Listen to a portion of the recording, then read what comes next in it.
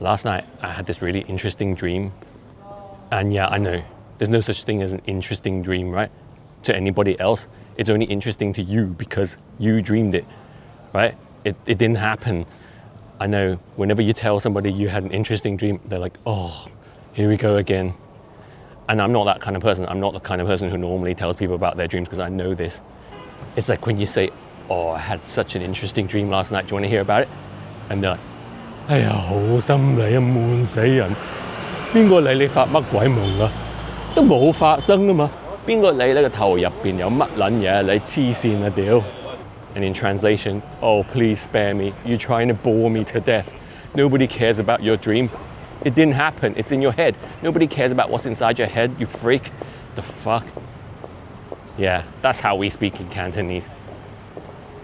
But anyway, I'm going to tell you because I think it was quite interesting. And yeah, it's true. Nobody cares what other people dream because it's only relevant to that person. But I do think dream analysis is quite an interesting subject because I believe that our subconscious thoughts, the ones that we bury, appear in our dreams. I mean, not always. Like a lot of times, our dreams are completely irrelevant. They make no sense, and they're really not worth even thinking about. But in my case, I often have recurring dreams, usually of a negative nature. Like, I mean, I suppose you could call them nightmares in a way. And I have specific nightmares that recur every so often. And I had one of these last night. This is a dream that I've been having probably for about, I'd say about 30 years. About once a month at least for 30 years. And it's a dream where I'm driving and the brakes don't work. And I know why I have this dream because it's obviously PTSD from a real life experience that I had. Because way back in the early 90s, I had the experience of driving a car and the brakes failed. And at the time, it's funny, it didn't really bother me that much at the time. When it happened, it was terrifying, but I didn't really think about it afterwards. So what happened was, I borrowed my stepdad's car. He had more than one car, so this was like his spare car. It was an old car from the 70s. I think it was from the 70s, or it could have been even older. And this was in the 90s. And I borrowed it to drive down to Seattle. I was living in Vancouver at the time, so I was planning to spend the day in Seattle, which is like 2.5 hours drive, something like that. And so I borrowed his car, and I was with my ex at the time and her best friend, so 2 women. And the car was running fine, but then there was this one point where the brakes just failed, and it was just when I was approaching the border crossing between Vancouver and British Columbia and Washington State, where Seattle is. So as I was driving along the freeway and just about to approach the standing traffic, all the cars lined up waiting to go through the border, just as I was approaching the stationary cars in front of me, at the usual sort of braking distance, I applied my foot on the brake, but it wasn't responding properly. I could feel that the car wasn't slowing down enough. And as I was getting closer and closer to the car in front of me, I pressed harder and harder with my foot, and it just wasn't stopping. And at that point, I knew I was gonna hit that car, and I yelled out, "Oh my God, the brake's not working."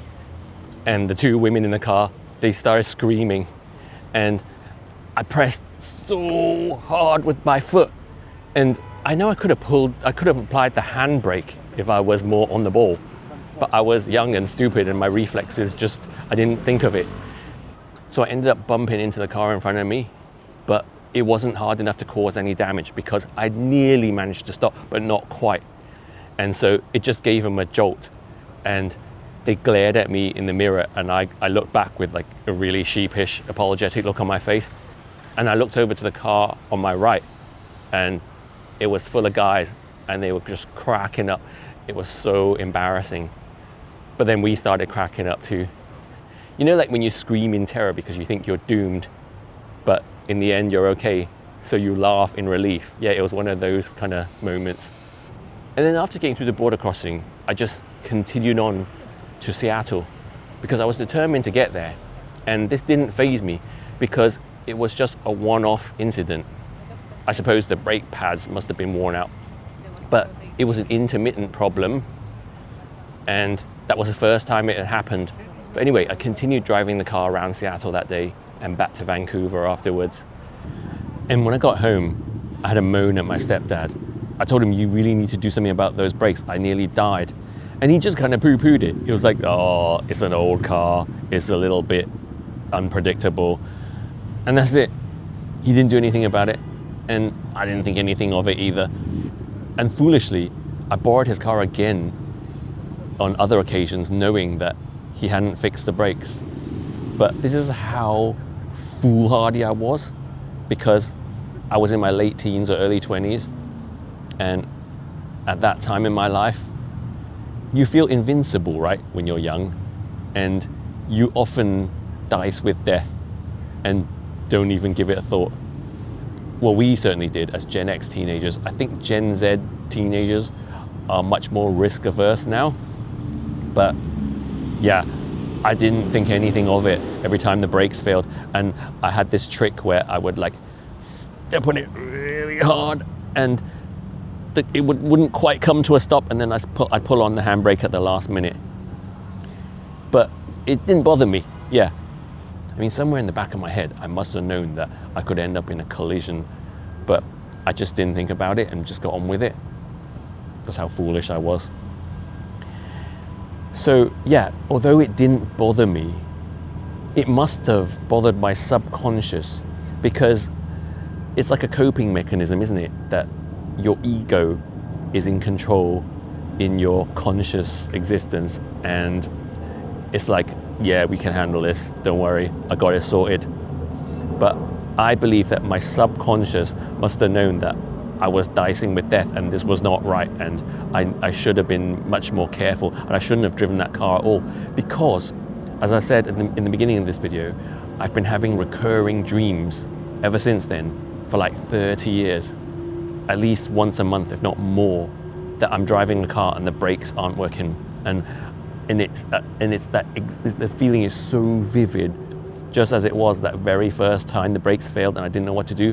I'm stepping as hard as I can on that foot pedal, using all my force, and the car won't stop, and it's slowing down, but it's not quite coming to a stop, and I'm coming to a junction, or sometimes I'm going down a hill.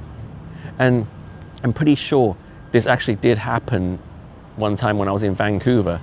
I was on Fairview Slopes coming down the hill, and then at the bottom of the hill you have to turn right and join this busy road with constant traffic, and I couldn't stop, and I thought I was gonna die, but somehow my guardian angel protected me and I didn't end up colliding with anybody, even though I didn't manage to stop, and I just had to turn onto that road and pray that no traffic was coming.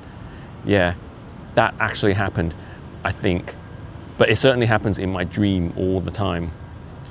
In fact, every time I'm driving in my dreams, the brakes don't work.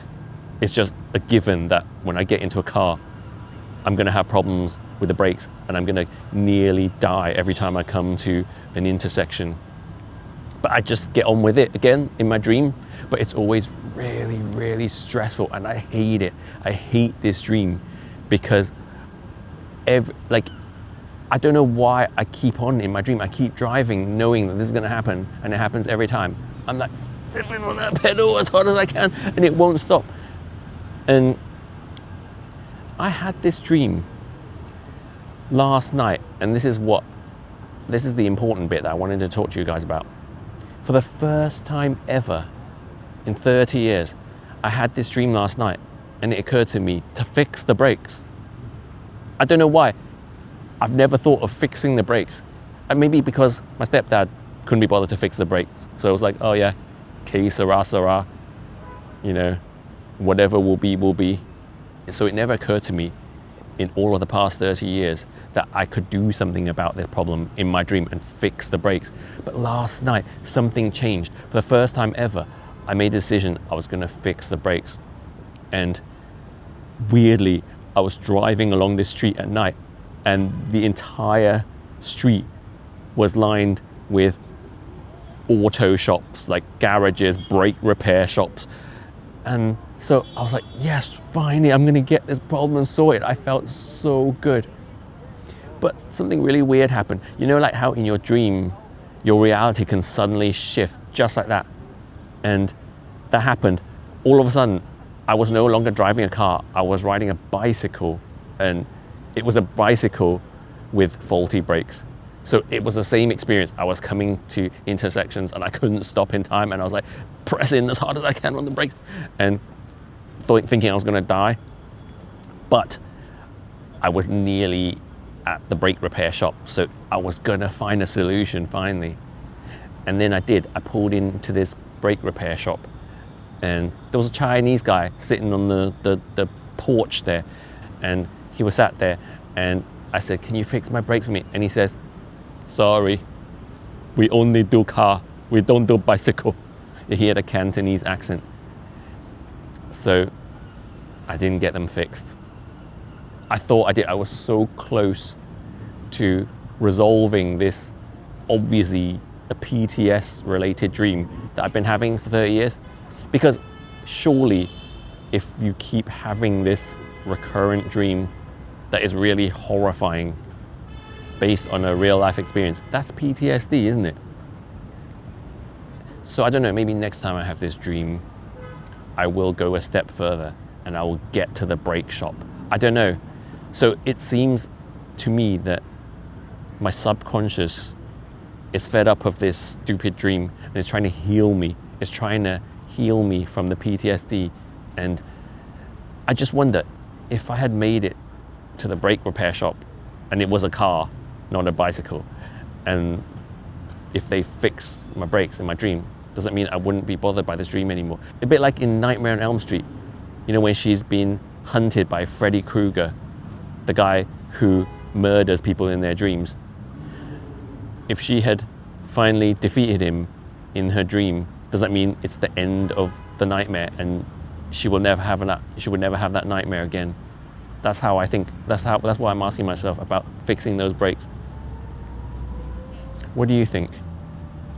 Do you have a recurring nightmare that you know is based on real life trauma? We talk about the issue of post-traumatic stress a lot these days, don't we? You know, all this victim mentality stuff that's based on past trauma. And I survived a lot of hardship in my childhood. I was racially bullied as a kid, but I never dream about that. That didn't cause me any post-traumatic stress. I dealt with the stress at the time. So I wonder if post-traumatic stress that manifests in your dreams are the stressful incidents in your life that you didn't deal with in your reality. Because I dealt with the bullying, but I didn't deal with the issue of the brakes. I just kept going, and my ego said, it's fine, just keep going, there's not a problem. But every time it happened, I would be like shitting myself for 10 seconds, and then afterwards I'd laugh it off. So I never really dealt with it.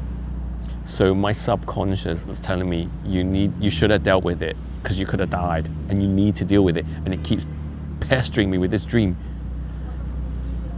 So if you don't deal with your trauma, it's still there in your psyche, in your consciousness, and if you repress it, like a lot of guys do, or at least Gen X guys, it wasn't in style in our time to show weakness and admit your failures and admit your fears.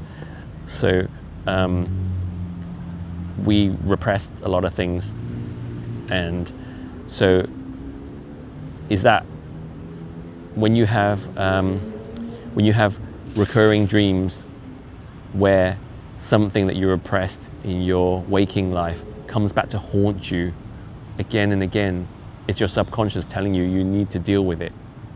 And can you deal with it in your dream? Can you resolve it? Because I came so close to fixing those brakes.